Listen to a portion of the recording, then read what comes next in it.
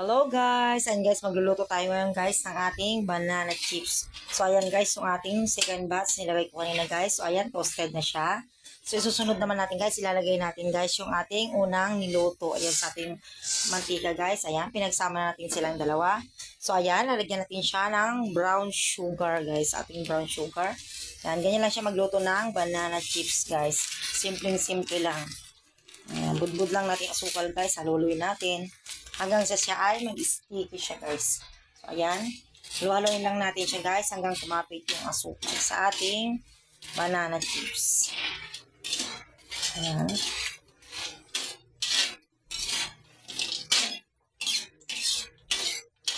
So ang ating kids love it guys.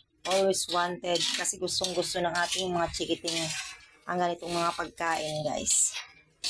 So, ayan, halo-haloin lang natin hanggang ma-dissolve yung kanyang sugar at mag-melt siya guys, yung sugar niya. At pag nag-melt na siya guys at lalapot na siya, ay kakapit na siya sa ating banana chips.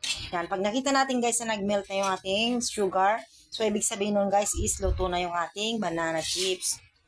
Ayan, ganyan lang siya kadali guys. Babalatan lang ni saging, hiwa-hiwain lang natin ang maninipis. Prito natin hanggat lalagyan ng asukal. Ganun lang kadali guys ang maggawa ng banana chips. Ayan. Matagal lang dyan guys is ang magbabalat ng saging.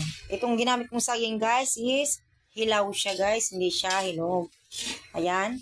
Unti-unti na nagme-melt yung ating sugar guys. Ang ginamit ko dito guys is brown sugar.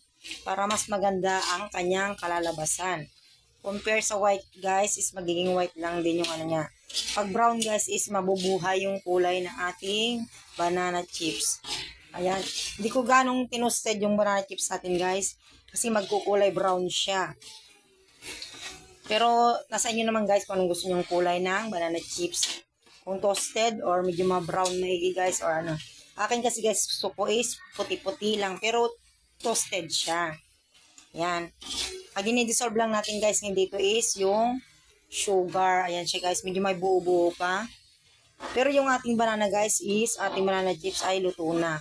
So ayan, ang inantay na lang nating ma-dissolve guys is yung ating sugar. Ayan, paulit-ulit no, paulit-ulit. Ayan guys. Ayan. Kunting dissolve na lang. Kasi haluin natin ulit. Ayan. Okay, medyo maano lang guys. Ano din magluto ng ganito. So ayan, ginamit ko guys is malaking talyasi. Kasi mas madali ko siyang haluin compare sa maliit na kawali guys. Yan. Pag maliit na kawali guys is hindi natin ganong mahalo. Saka baka laglag niya guys pag hinalo natin. Hindi ko compare sa malaki guys. Ayan. Pag sa malaki. Ayan. Magdi-dissolve yung asukal. Madali natin siyang haluin.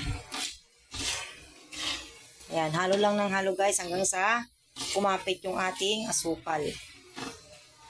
Huwag lang yun ay susunugin guys ang sukal kasi papait yung ating banana chips kung nasunog siya guys. Dapat is sakto lang guys. Tulad nito guys, o yan, kumakapit na sa ating sandok. O yan guys, pag kumapit na siya guys, is ibig sabihin guys, may chance na siyang kumapit sa ating banana chips. Yan kasi nagpapasarap guys yung kanyang asukal sa ating banana chips. Ayan. Lapit na siyang maano guys. So, ayan guys, habang nagluluto naman ako nito ay nagsaing na rin ako guys. Ayan. Sinaing ko na rin yung ating malagkit.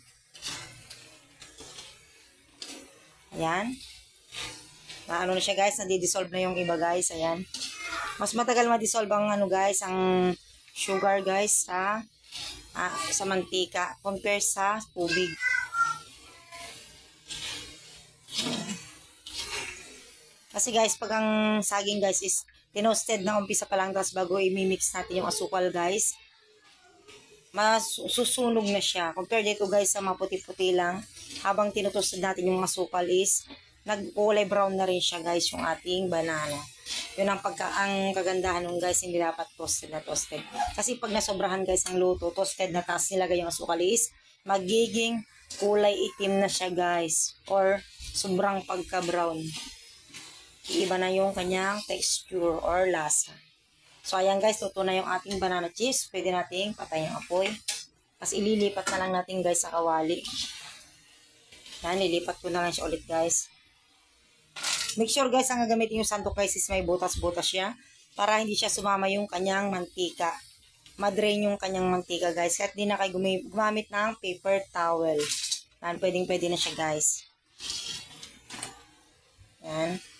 Sasalin lang natin sa malit na kawali guys. Para hindi masunog yung kanyang asukal. Dapat meron siyang mga crispy pang asukal guys. Ganyan lang siya kasi kadaling magluto guys. Simple lang. So ayan, kain tayo guys. Ayan ating nilutong saging guys. Ang ating banana chips. Dahil nagunga tayo ng banana guys. Diba tayo? Ayan, ginawa ko na siya. Ano guys, ito yung bumagsak guys sa semento na durog yung mga iba. Eh, hindi na pwedeng ipahinog guys kasi gawa nung mabubulok siya guys. Kaya ginawa ko na lang siyang chips.